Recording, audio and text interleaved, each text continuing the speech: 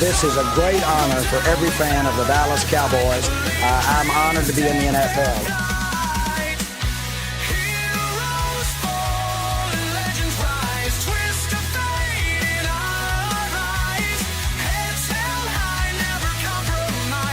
What can I say? Mamba out.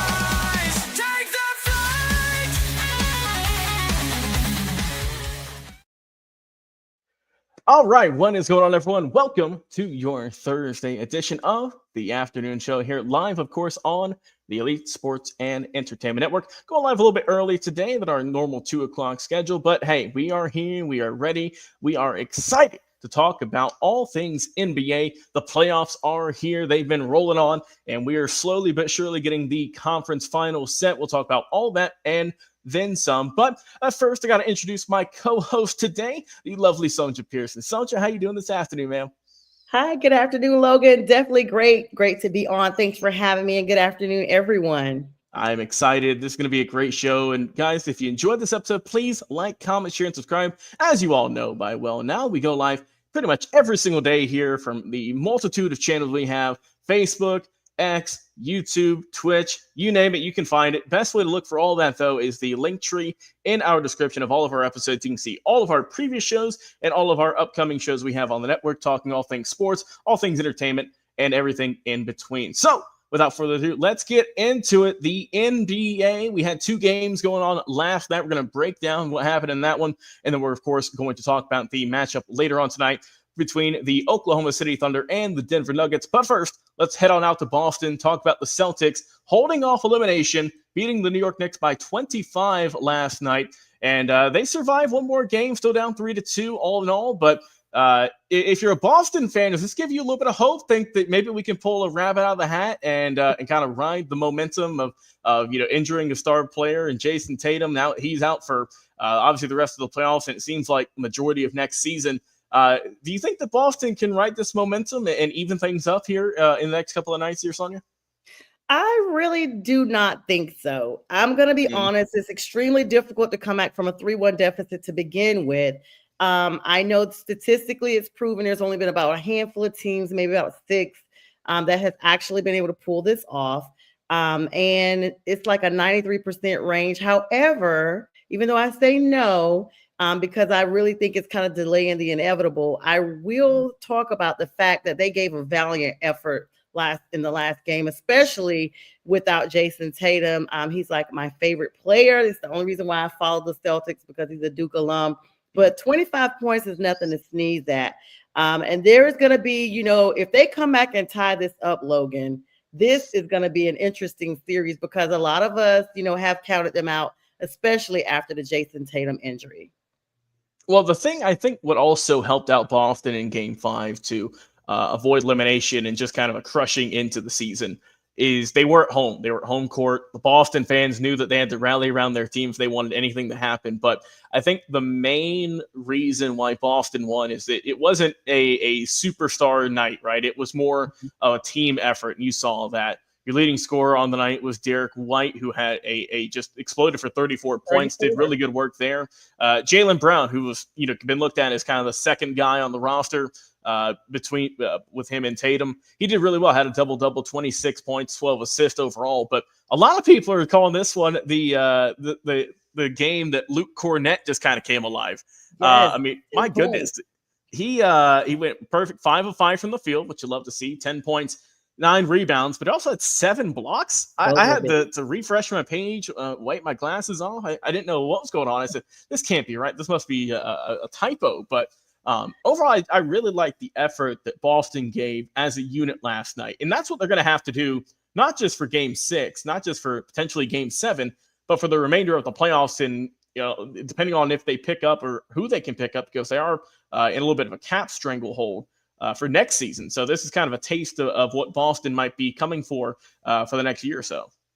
I mean, I agree with that. Luke Cornett, of course, standout performance. I literally was like, what? This is Luke? I mean, Derek White had to carry this team literally on his back. You have to look for another leader when your leader goes down, like Jason Tatum. Of course, we've been talking about Mr. Brown getting it done as well. But for Luke to come in there and fill in those gaps, and especially with those blocks, Those were what was key. And they actually, Josh Hart, for the Knicks had 24 points himself. But then it also assisted that Jalen Brunson, one of their leaders, actually fouled out in the fourth quarter. Yeah, that is true. And, as this series now pivots to game 6, it is going to be tougher for Boston because now they're going on the road to New York. And those fans are itching. They are just chomping at the bits, waiting to see this team, kind of break through the mold and head into the next round of the playoffs. But we're going to add our boy, Jay McLovin, fashionably late, as you can see here. He's got a great hat. He's got the green shirt. We're matching today. Is that where you were? You're finding a nice green T-shirt in the closet? Is that what you're doing? So long laundry day, Logan. Let's not get into my laundry issues. Sorry. I guess I get Eastern time and Central time still reversed. Flipped around. All good. We're still here, and we're talking about the Celtics win last night, man. Just let's get your thoughts on that one. Yeah. New York didn't come out to play and defend it all the way. Yeah. And clearly the Celtics wanted it. And what Corker? Is it Corker? Am I saying Cornette? Yeah. I'm gonna get it right eventually. I think Cornette came out to play. He took one to the face.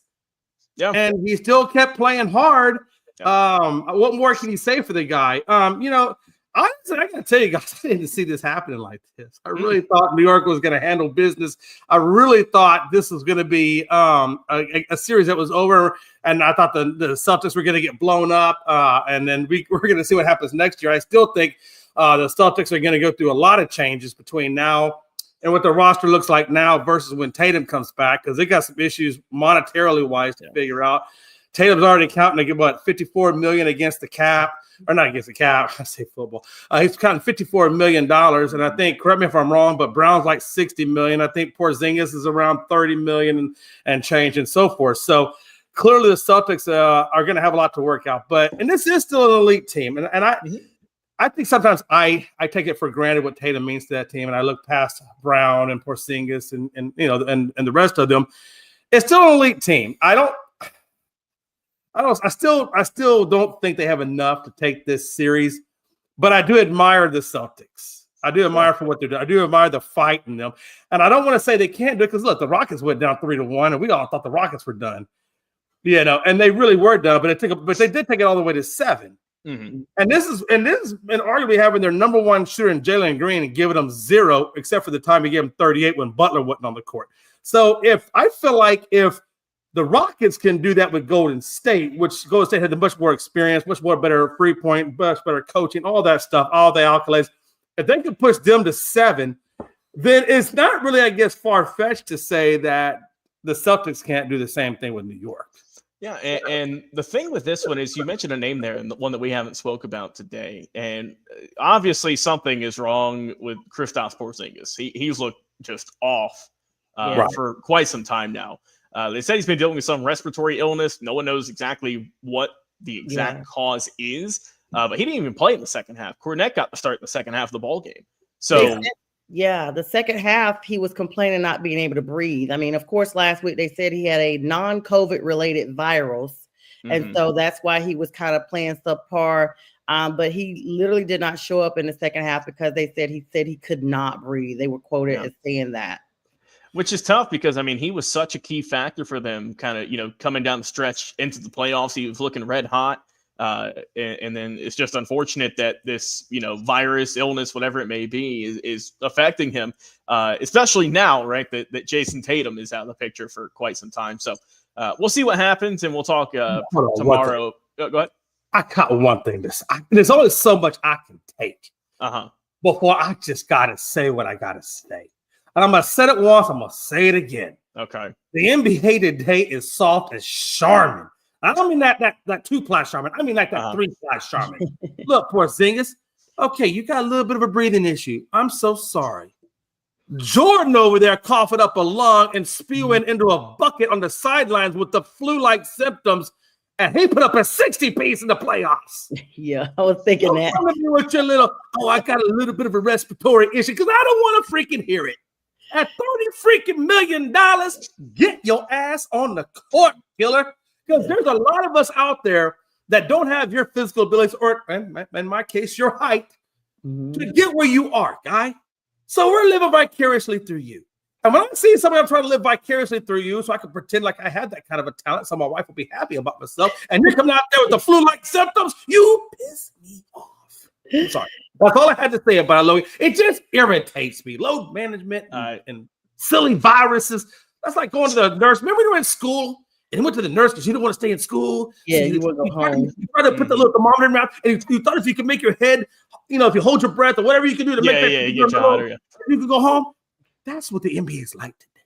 It's a bunch of you got to drink some hot water before you go in there. Yeah, your temperature. You got to drink some hot water before you go in. But I mean, guys, Jalen Hurts traveled separately with the Eagles last season with flu-like symptoms and performed at one of his peaks as well. So that's true. I don't know, guys. This is kind of like, in my opinion, a sense of entitlement with this generation that they're like, okay, we got the money. We're here, not realizing there's someone at home with maybe not as grand talents as you have, but similar, that was waiting for their opportunity that would have played through that, to McLovin's point here. Yeah, and we'll see if he does heal up between now and Game 6. If he improves, if he's able to breathe better, because the NBA is obviously very cardio heavy. So we'll see what happens between now and Game 6 in New York. But we'll talk about that upcoming game on a later date. We got one more game from last night, and that's the Minnesota Timberwolves going back to the Western Conference Finals, back-to-back seasons now. People kind of tend to overlook that, and they beat the Golden State Warriors last night, finally knocked them out, 4-1 series winner, 121-110 final score in that one. And kind of in the same boat that once Golden State lost Curry, and we all know that Butler hasn't looked the best since he took that fall, landed on his tailbone. He hasn't looked great. And they, outside of Buddy Hield having, I think, 1 or 2 good games, they don't really have the main roster, I think, to compete with this Timberwolves squad, who was they're just a lethal bunch. Julius Randle gave you close to 30. Yes. Anthony Edwards is doing his thing. Mike Conley had a blast from 10 years ago. He scored 16 points and 8 assists. If Minnesota's playing like this, they're going to be tough to beat. And Jake, we'll go to you first, and just your thoughts on Golden State finally bowing out the playoffs. Just trying to hang on for a little bit longer before they ultimately got knocked out by the Timberwolves, who were they're just steamrolling people left and right, it feels like. Yeah, so I saw earlier today, Stephen A. asked the question, did Golden State or did Jimmy Butler meet Golden State's expectations? Hell, did he even meet the fans' expectations coming to the Golden State Warriors?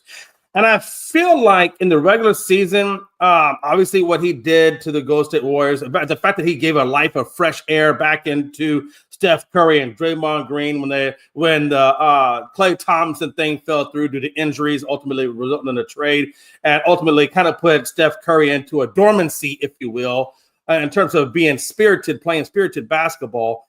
And Jimmy Butler brought that back through his facilitation, through his shooting, through all the little things that Jimmy does. Because Jimmy is just more than buckets. He's a facilitator, much more than he is just even really a shooter, which obviously benefited Steph Curry. His defense did well.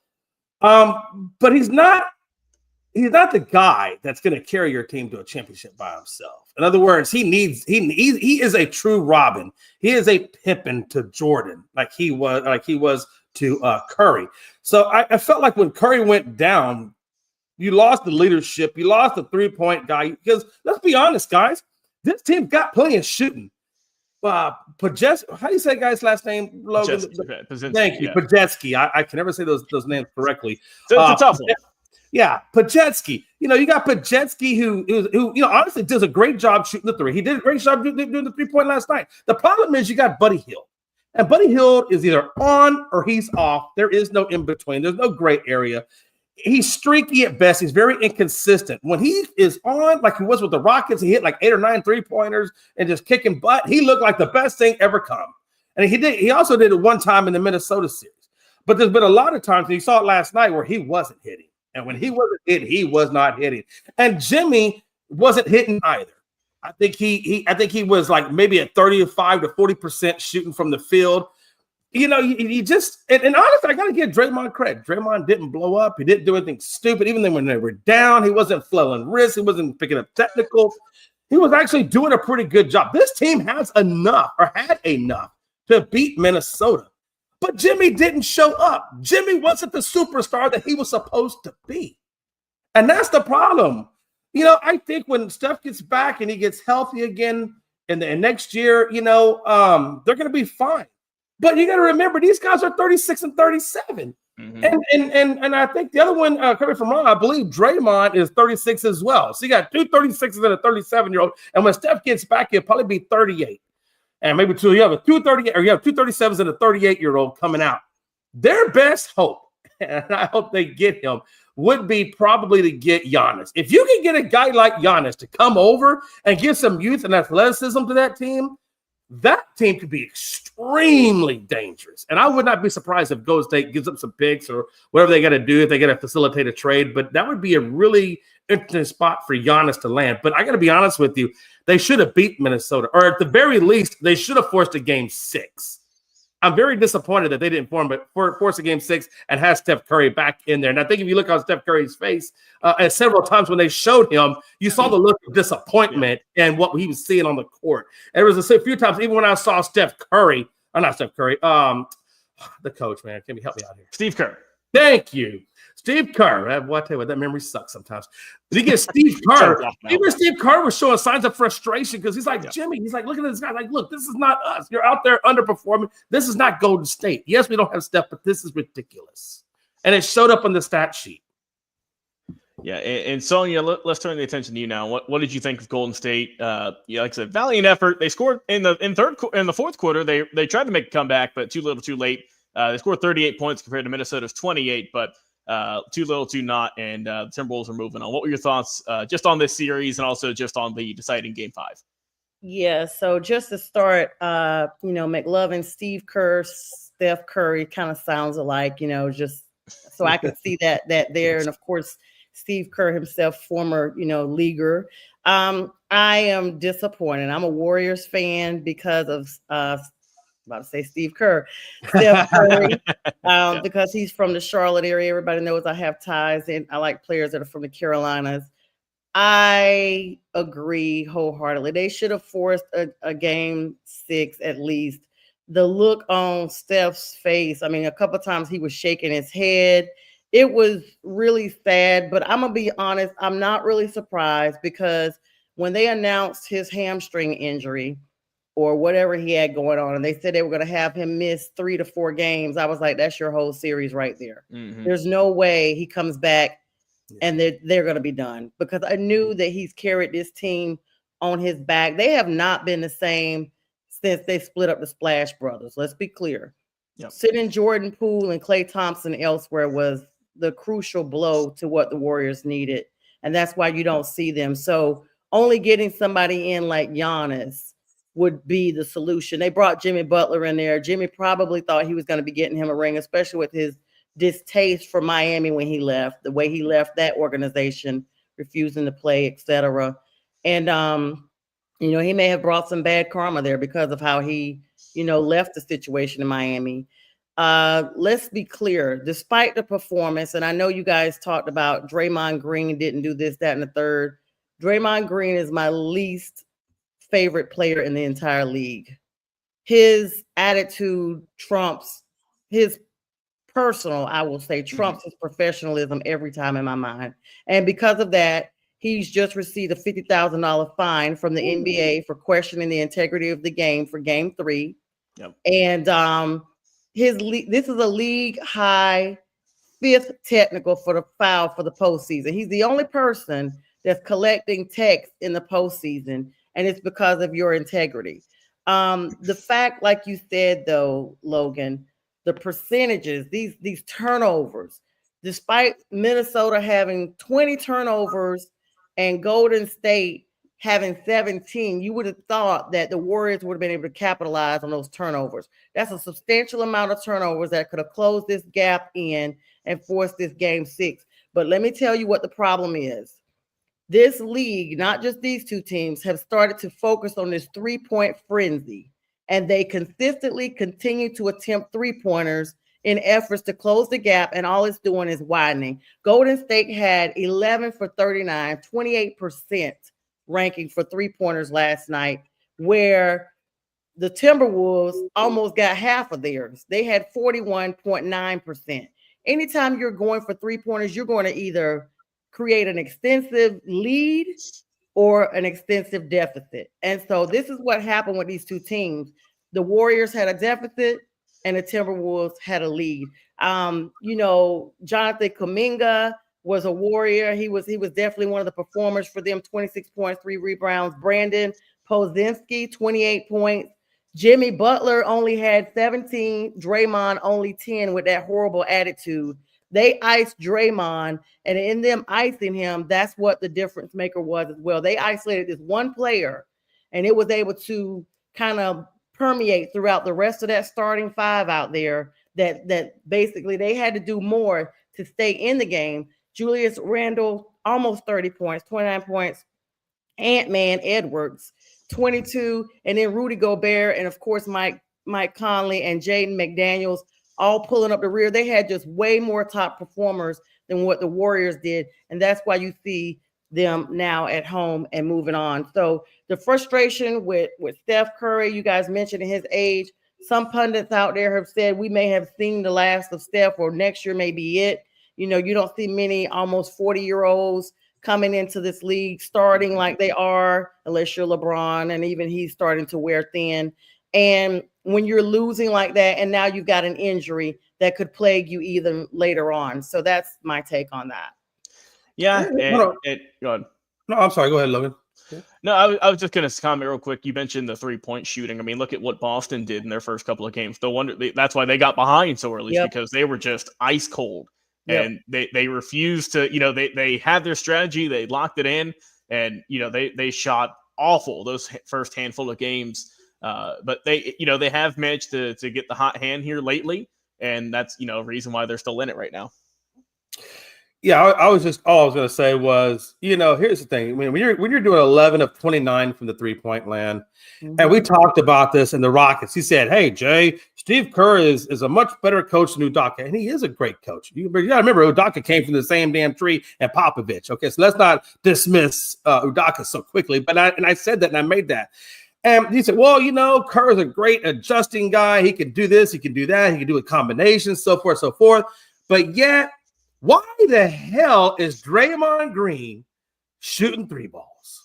Yeah, I don't understand. I said this, and I asked that same question when Charles Barkley was part of the Olajuwon-led Rockets back in the 90s trying to shoot 3 balls. Why the hell is Barkley trying to shoot a 3 ball? That's not his game. Everybody knows he ain't a shooter. Absolutely. That's like asking Shaq to make a free throw. No, Draymond, when you get the ball, you ain't got the 2 things out there. You know what I'm saying? They were giving it to anybody that would attempt. I could have run out there in my regular clothes and grabbed the ball, and they would have let me get an offer. Yes. Get an attempt on that. No, know your role. And if you want to go Travis Kelce, know your role, jabroni.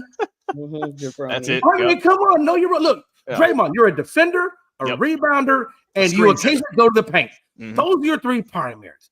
Let the other guys do the 3 ball shoot, because that's what their specialty is. Yep. And again, Buddy Hield was lackluster. I don't even think he made a 3-point shot. You got Jonathan Kuminga going 3 for 9. I would have rather seen Jonathan. Honestly, I would have rather seen Jonathan. I would have liked to see the rotation of Kuminga and Pazinski and Green as the defender and Butler and so forth. That's what I would like to see out there, because those guys were actually hitting 3 ball for a good, better percentage of what they had out there currently. Yeah, and we'll see. We'll see how Golden State bounces back from this. As we mentioned, they are getting older. The young talent, we're starting to see a little bit of it start to kind of peek through, right? We're starting to see some potential there. Kuminga, who they drafted a couple of years ago, he has some good games, but he isn't super consistent at this moment. Podziemski, we've seen that he's also had a couple of good games here recently. So, they're trying to build for the future while also hanging on to what they got with Curry and with Draymond as the vets on this team. So, we'll see what happens in the offseason, and we'll see, what they plan to do to either rebuild or make one last gasp at it there. So we'll see what happens overall. But let's move on to the final game here before we head out for today. Game 6, Western Conference semifinals, and probably one of the best series we've seen. It might be the best one when it's all said and done. OKC, the Thunder, up 3-2 against the Denver Nuggets. And, boy, these have been, outside of one game in this series, it's been nail-biters pretty much throughout.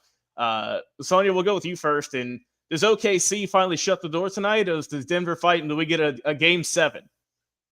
I'm going to be honest with you guys. I have no idea. I literally thought Denver would be already out of here, with the coaching change and the GM change and all the stuff they had. Sometimes that drama bleeds over.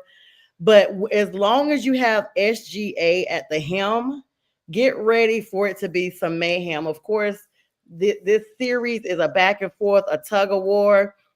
Thrilling game. I mean, like you said, the excitement has really turned on here with game 5, and it was close. Not even that big of a difference, 112-105. And this is the thing, though. This is going to be the clincher. Stop letting people create huge deficits and you having to play double hard to get back. The fact that basically the Thunder outscored the Nuggets 34-19 in the fourth quarter was the difference maker here. Had they at least held on to their lead and basically the Nuggets is who I'm talking about. If they had kept their lead and not given up, because, I feel like they're pressing the gas and they're saying, okay, we got this, or we could take a little break or whatever. But SGA is putting up these big numbers. The big difference makers, they're going to have to stay on him. Jalen Williams is also definitely getting it done. Isaiah Hardison and then Chet Holmgren is really, since he was out a little bit early on, he's been coming back, getting everything done. But that game tonight at 8:30 is going down for real.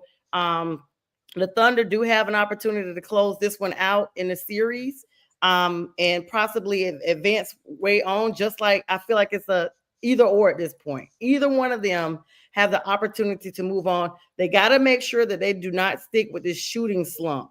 The shooting slump that we've been seeing in the playoffs for the Thunder especially, they're going to have to continue on throughout this fourth quarter. They've been shooting 5 out of 9 beyond the arc. And I feel like sometimes players get out there and they feel like that's their warm spot. No, it's not. The fans see that this is not your spot.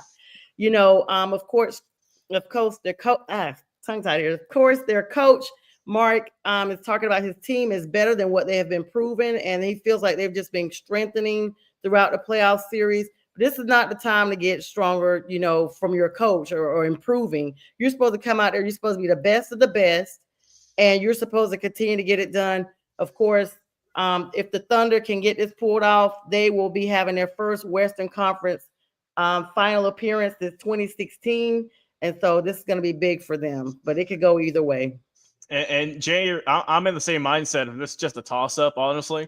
Do you kind of share that sentiment? Do you think that is there really a team with an advantage coming to this game tonight? Yeah, clearly. I'm going to reverse that. Let's talk about who's at a Can we talk about who's at a disadvantage? Yeah, you can. It's straight up the Nuggets. And I'm going to tell you why. Why I firmly believe that OKC closes it out in Denver. They're going to close it out in Denver for one reason and one reason only. When you got consistently Brown, Murray, and Joker giving you 40-plus minutes every single game, them dudes ain't got enough energy to get to the damn end of the game. So you want to know why they only got 19 points at the end of that game? Because by the time they got to the end of the game, by the time they were running up and down the court, every freaking nigga, we all know how fast-paced OKC plays, and Joker's not the fastest guy in the world. Murray has a pretty good, speed to him and such, but them dudes are running for 40 minutes, and when you get to the fourth quarter, you're just done. And you don't have enough in the tank to get to the end of it. And you're only playing 3 starters, Westbrook and the other 2 guys who don't, those 2 guys are like Star Trek. They, the guys that you don't know their names, they go down, nobody comes back. Yeah, they're those guys. So I'm just saying you can't rely on 3 dudes to get you the win night in and night out. Other people on that bench have got to step up. Michael Porter Jr., for the love of God, man, can you please make a basket? Please, can you just make 1, maybe even 5? That would be consecutive. That'd be great. That's going to, at least more than 40% shooting would be nice. No, they are not going to get the win tonight. And it's sad because Aaron Gordon, I felt like, is an amazing athlete. He really has done a lot to help Joker and them out. But you got the Michael Porter Jr.'s of the world that are just killing them. So, no, I don't think that. The point of it is, I think that OKC wins it purely on energy. They're going to be the ones that had the freshest legs and can compete all the way and competitively all the way to the end of the fourth. And I think that, and you watch it, I guarantee you, watch tonight. Denver, by the time they hit that fourth quarter, watch how they'll go up and down the court in transition. I guarantee they'll be sluggish. Yeah, and we'll see. Yeah, and they very well could be. We know the Knicks are well prepared. That they're well conditioned. Their guys played 40 minutes as a light day. That was an off day for them. Hey Jay, that's what we said coming into the playoffs. We thought that was going to be their detriment, but it wasn't. I mean, they haven't done it yet, but they're on the verge of it. They are up top, and with this series here, I mean, if you can look, Joker's going to do what he's going to do. There's no one that can stop that man, right? He's a walking triple double. We all know this by now. But if you can, like you said, if you can kind of negate the effects of, Aaron Gordon or Michael Porter Jr. or Westbrook or whoever it may be, that's how you beat Denver, is you have to stop those other guys, and just Jokic can do whatever he wants to. There's no one that can stop that man. Let's be honest, though. What is the other disadvantage to Denver? And I can give Denver massive amounts of credit. They are a championship caliber team. Because you know what? What other team do you know of that fires their head coach, goes into the playoffs, gives David Adelman, Rick Adelman's son, control in his first ever head coaching stint in the playoffs? Mm-hmm. You think he's calling that? No, he acts as a figurehead. Let's be honest. Joker was coaching that team. Yeah. Joker's coaching that team. And the fact that Denver is even got to the point where they are with no true coach in that team. Yes. That's why I said I thought they would fold up like lawn chairs a long time ago. I am shocked. I think everyone, maybe even outside of Denver, and I'm sure a lot of them there, thought, what are we doing? We're firing our head coach and GM with, what was it, 2-3 weeks left in the season? When normally, if they were going to do it, it's going to be at the midway point, right? When you still got some time to gel. We all thought they were crazy, and they still are. There's no denying that, but somehow they've been able to fight off one of the best teams in the league, the best young teams in the league also, in OKC. And, they still got a little bit of work to do if they want to move on. But I still think the run that they've been on this playoff, really just the postseason, to even make it to the semis is impressive. And it's, worthy of a round of applause. But, guys, look at your final thoughts here, and we'll get on out of here. Jay, final thoughts here today? My final thoughts is I'm going to talk to every coach I've seen out there doing this. The Rockets did it. Golden State's done it. Denver's done it. Boston surely has done it. Mm-hmm. Guys, can we please understand that there's two ways to score 3 points? One is the low percentage shot at the arc.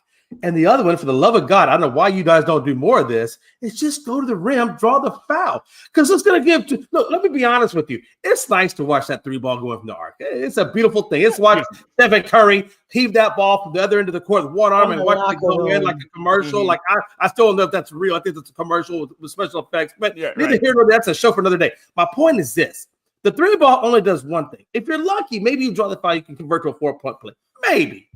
But where is a better high percentage? When you're trying to get into a game, where is a more high percentage? The more high percentage does two things when you go to the rim. Number one, if you draw the foul, you get the team in foul trouble, which means those guys that are kicking your butt are probably going to wind up on the bench. So let's be honest. There's multi-purposes for going to the rim. It ain't just to get 2 points and draw the foul and get that third point. The other benefit outside of getting the 3 points the old-fashioned way, like Kevin Murphy used to say, is you get them in foul trouble. And guess what, guys? When they're on foul trouble, you get the bench. You get old boys eating ice cream from the dude behind, and he's fat and lazy, and you go up against him and kick his ass. Mm-hmm. Be honest. Come on, why are we not going to the rim more when the 3-ball's not falling? Go to the damn rim. Yeah, that's a good point. Good point there. And Sonia, your final thoughts here before we end the show? Yeah, so I feel like Denver is pulling a Tom Brady. Tom Brady went to Tampa Bay, pulled Tampa Bay Bucks out from the bottom of the NFC South.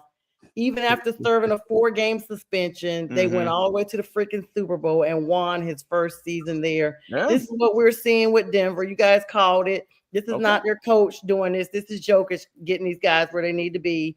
And this is where we need to look. And it may be a Denver Knicks series going in, because if the Knicks got by the Celtics the way they did, just expect for it to be the grand finale of those two things.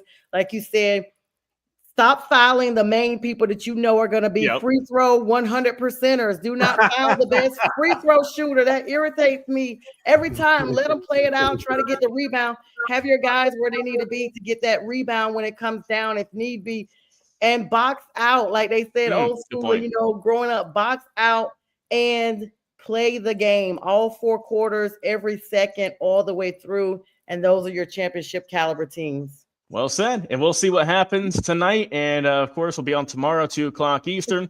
For Jay, for Sonia, I've been your host, producer, extraordinaire, Logan Landers. Everyone enjoy your afternoon. Go watch some basketball tonight. And until tomorrow, we'll see you again on the afternoon show.